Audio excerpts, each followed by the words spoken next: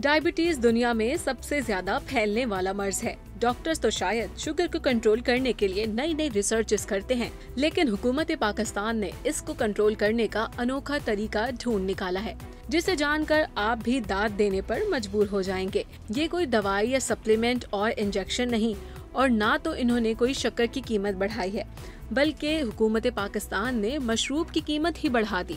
अब मशरूबात पर टैक्सेस लगाने की तजवीज़ सामने आई है। जितने होंगे मशरूब महंगे, उतना होगा शुगर कंट्रोल।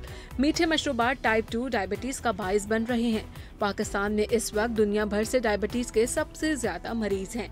20 से 80 साल की उम्र के 35 मिलियन से ज्यादा अफराद डायबिटीज का शिकार हैं, और अगर फौरी इकदाम ना किए गए तो 2050 तक ये तादाद 70 मिलियन से तजावुज कर जाएगी।